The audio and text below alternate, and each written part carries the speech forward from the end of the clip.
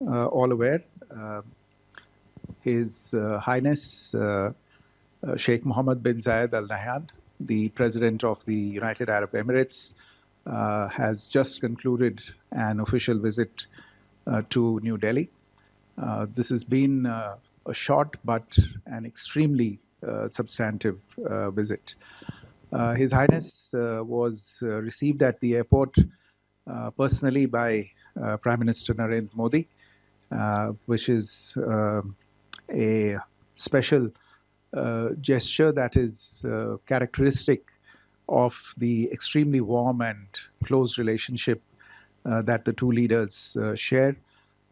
They then traveled together from the airport to the Prime Minister's residence, where discussions were held both in the restricted format and then in expanded format, where delegation members engaged with each other. A number of documents were also exchanged in the presence of the leaders. I'll share the details with you. The importance of this visit can be gauged by the composition of the delegation accompanying His Highness the President of the UAE. It comprised members of the royal families of both Abu Dhabi as well as Dubai, and several senior ministers and officials. Amongst the members of the delegation were His Highness Sheikh Hamad bin Zayed Al Nahyan, the Managing Director of the Abu Dhabi Investment Authority, His Highness Sheikh Abdullah bin Zayed Al Nahyan, the Deputy Prime Minister and Foreign Minister of the UAE, His Highness Sheikh Hamdan bin Mohammed bin Rashid Al Maktoum, the Crown Prince of Dubai, also the Deputy Prime Minister and the Minister of Defense of the UAE, and also His Highness Sheikh Hamdan bin Mohammed bin Zayed Al Sultan, who is the Deputy Chairman of the Presidential Court. In addition, there were the Secretary General of the Supreme Council for National Security, the Minister for Industry and Advanced Technology, the Minister of State for International Cooperation, the Minister of State for Artificial Intelligence, Digital Economy and Remote Work Applications, and the Minister of State for Defense Affairs. So as I said, even for this short visit, this was a really, really high-powered delegation that accompanied the President. The talks between the leaders, as I said, were characterized by the warmth and special friendship between the two leaders that has become a characteristic of this relationship. There is a detailed joint statement that is being issued, which will be uploaded as soon as we finish here, as also a list of outcomes from this visit.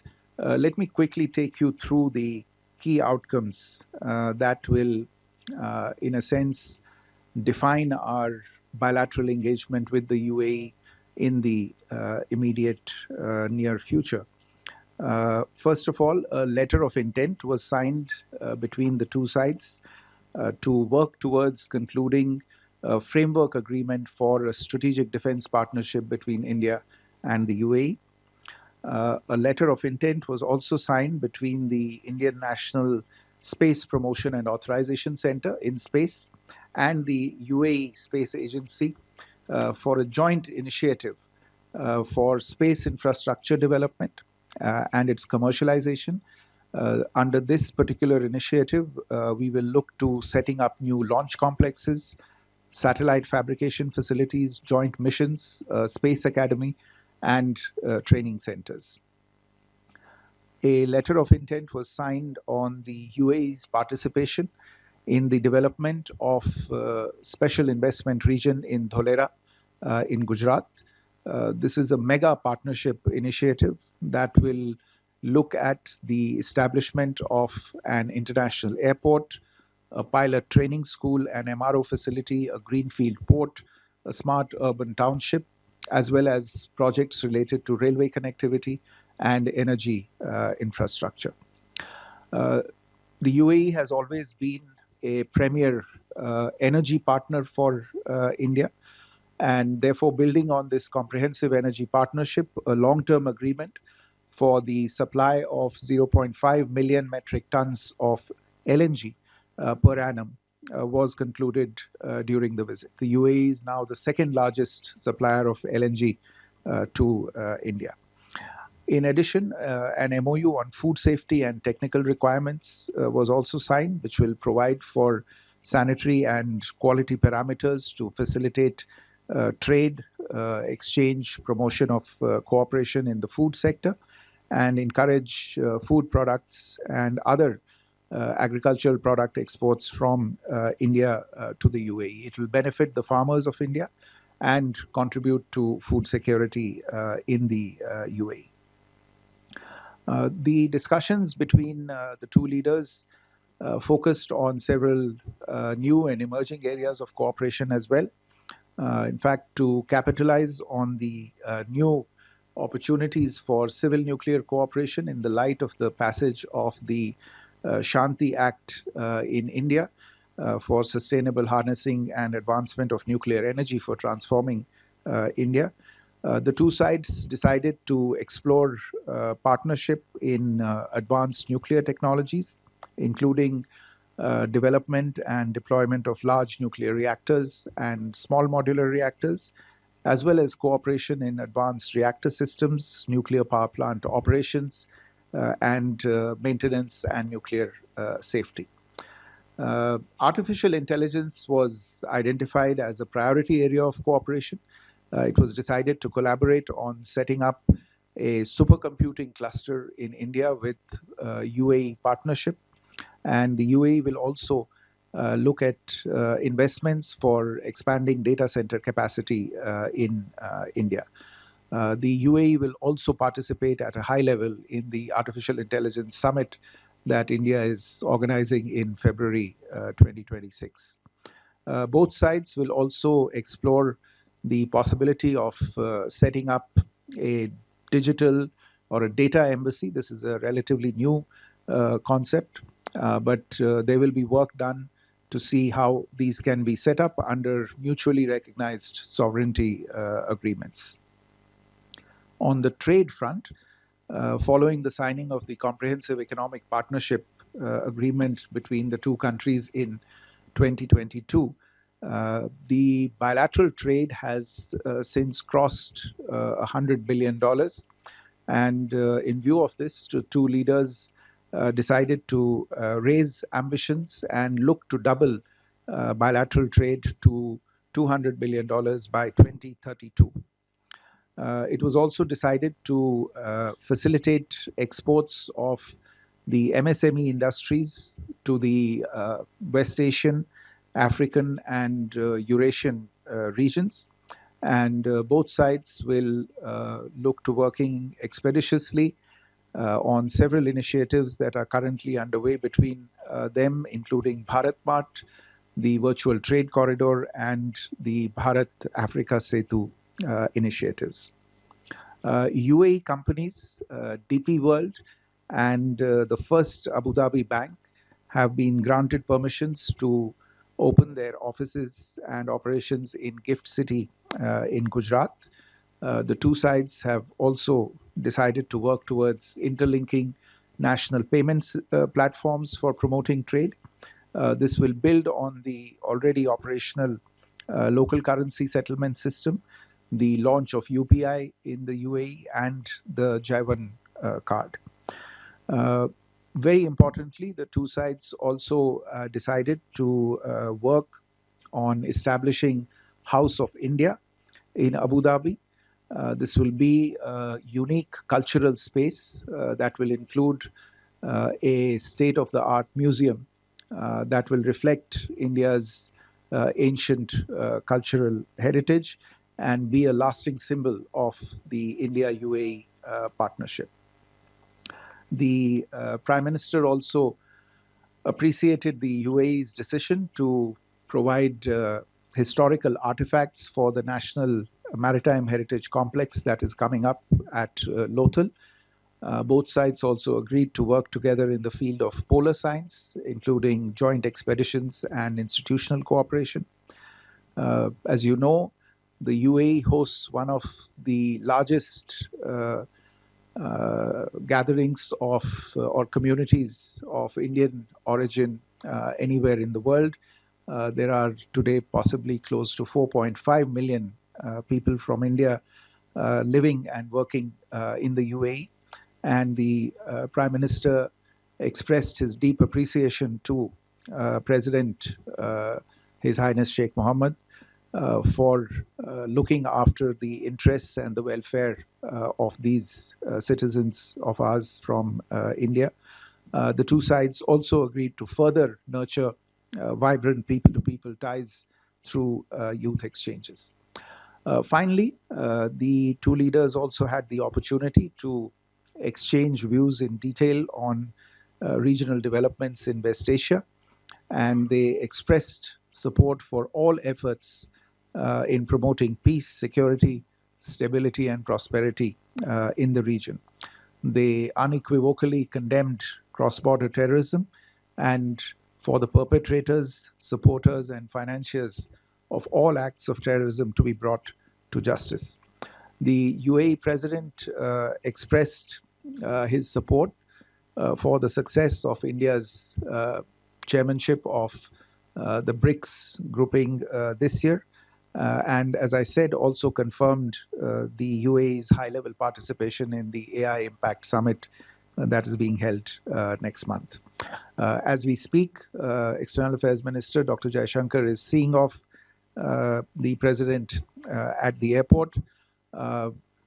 My final thought would be that though this has been a visit of, I would say, just about 3 hours, 3.5 hours, it has been an extremely substantive visit.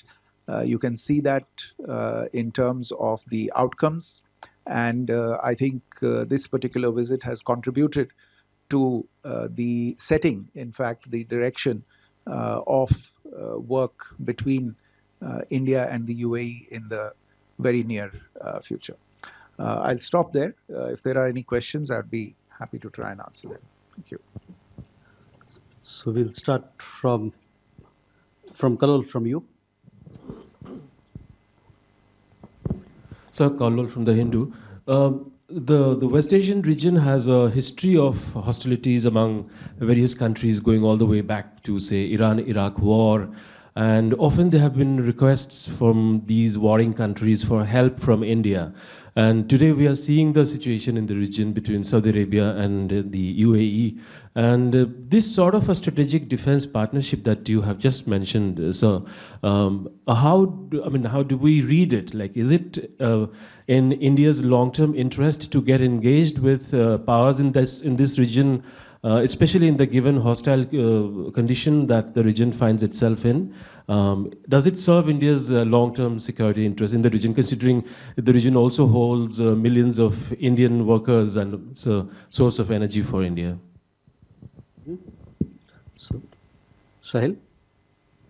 Sir, I'm Sahil Pandey from ENI News Agency. Did UAE's position on Yemen conflict come into the discussion, and was there any alignment of sorts between India and UAE on this? Thank you. Rishabh?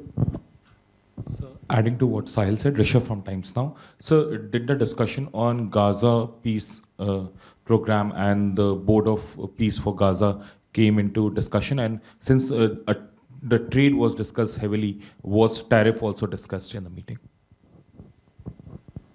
Divya? So, Divya from Indian Express. What were the discussions, if any, about US's possible involvement in Iran and the situation thereon? And if we could get any details on the digital embassy that you spoke about. Megha? Good evening, sir. This is Megha from NewsX. Any conversation that happened between the two heads of governments on IMEC?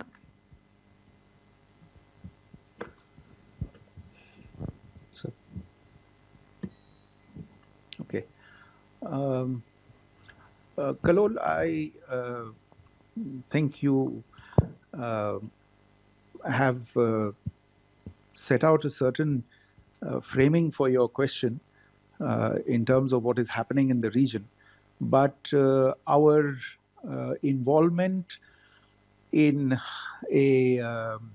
on the defense and security front with a country from the region does not then necessarily lead to the conclusion that we will get involved in particular ways in the conflicts of the region. There is already a great deal of content in defense cooperation and engagement on the defense front between India and the UAE, and in fact between India and a few other countries in the region as well.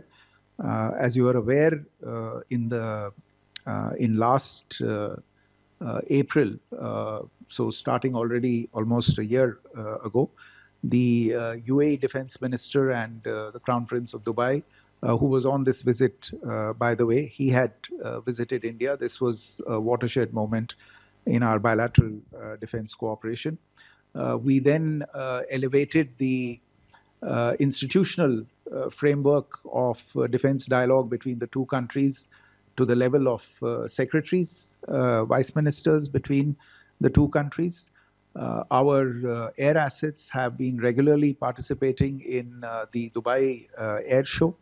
There have been last year alone, if I recall correctly, 3 service chiefs from the UAE have visited India. Our own Army Chief was in the UAE not too long ago, I think just earlier this month. And there have been regular staff talks at the level of various services, as well as bilateral naval as well as army exercises between the two countries. In fact, the last exercise between the army was held in December 2025. So it's really building on this very broad basis and considerable experience in the defense and security cooperation field that letter of intent was signed today to work on concluding a framework agreement for strategic defense partnership in order to expand the existing bilateral defense cooperation across a number of areas. And the idea would be to see what else it is that we can do.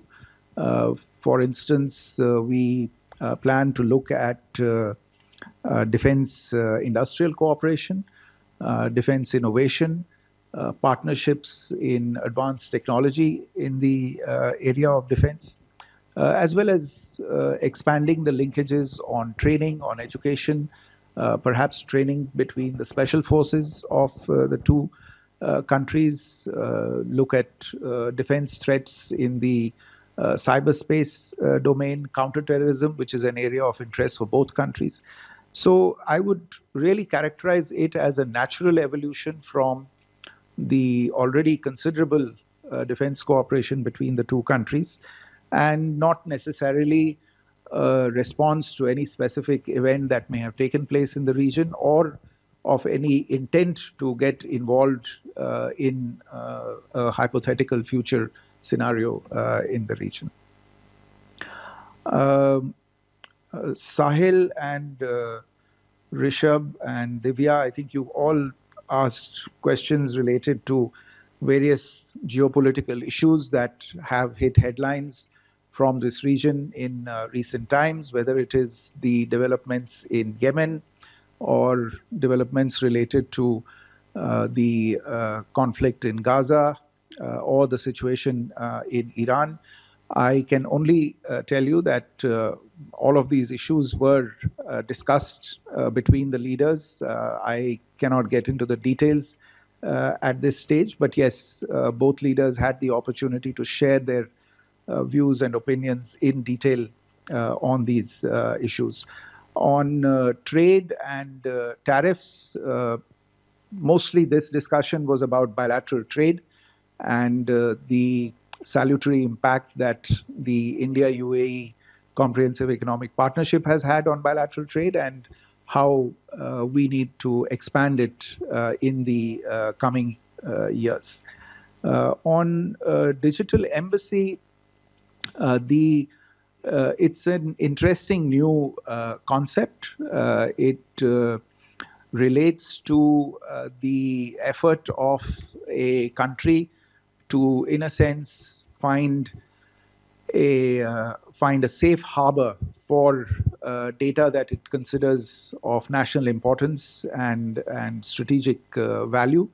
There are not too many successful examples of this concept having been executed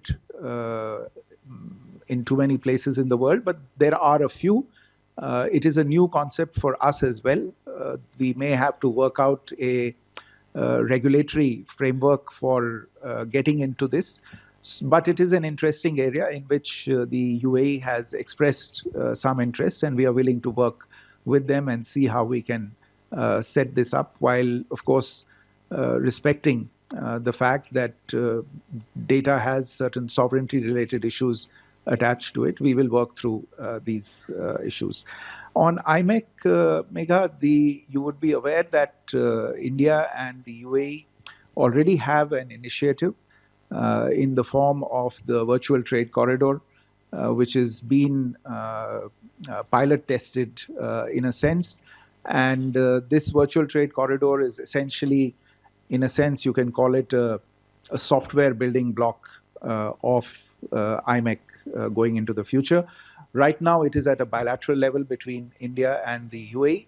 And once launched at full scale, it can be replicated across the entire corridor as and when developments on that front take place. Okay. Shruti, we'll go with you. Thank you, sir. Sir, Shruti Ranjan from Bloomberg, sir. One clarification, sir, on the LNG supply contract, if you could give us the figure, because I missed it. My apologies on that. And also, sir, on the Dholera investment, if you could give us details of what, or a dollar figure, if that has been decided in the talks, sir. Amity, please. So Amity from Hindu Business Line. So in the discussions on the India-EU CECA, did gold come up, since gold was one of the first items that created some issues after the trade agreement was in place? There was a spike in imports, and then India had put in place restrictions. So did it come up in the discussions? Neeraj.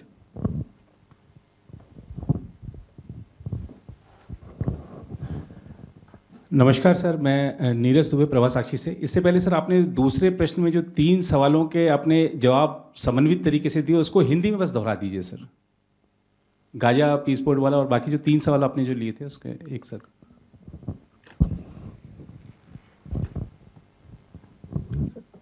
Okay. Shruti, on LNG, this is a sale and purchase agreement between Hindustan Petroleum Corporation Limited and the Abu Dhabi National Oil Company Gas, ADNOC Gas. And it's a long-term agreement providing for the purchase of 0.5 million metric tons per annum of LNG by HPCL from ADNOC Gas over a period of 10 years, starting from 2028. So those are the details that I have immediately on that. On Dholera, the idea of, there is no dollar figure right now because we are still looking at which projects will actually go into the package, but we are looking at pursuing or attracting investment from the UAE in the development of the special investment region in Dholera in Gujarat, which essentially focuses on infrastructure. And included in this infrastructure, you are aware that there is already a cargo terminal functional in Dholera. The idea would be to expand this and add a full-fledged international airport in Dholera. Next to that would be things like a pilot training school, an MRO facility, and also other infrastructure projects, as I said, ports and smart urban township, railways, energy projects, etc., that would come up. This will be pursued between the UAE and the government of Gujarat, and we will provide details as specific projects get agreed between the two sides. On gold, Amita, no, I don't think it got down to that level of detail where this particular issue came up, but I think you should address the question to the Ministry of Commerce, which might have details on what the exact status right now is with regard to this particular issue. Neeraj, मैं उस सवाल के सिलसिले में ये कह रहा था कि जो दोनों लीडर्स के बीच बातचीत हुई उसमें जो अभी गाजा में जो पीस प्लान है उसको लेके जो अभी हाल ही में कुछ डेवलपमेंट्स हुए हैं उनके बारे में दोनों लीडर्स के बीच में बातचीत हुई. ईरान में जो अभी हाल ही में स्थिति बनी हुई थी वहाँ पे प्रोटेस्ट हुए थे और एक तरह से उथल पुथल वहाँ पे मचा हुआ था, तो उसके बारे में भी दोनों लीडर्स के बीच में बातचीत हुई. और जो हम पिछले एक महीने से यमन में देख रहे हैं वहाँ पे जो हालात बने हुए हैं उनके बारे में भी दोनों लीडर्स के बीच में बातचीत हुई. Thank you, sir. With that, ladies and gentlemen, we come to the close of this press briefing.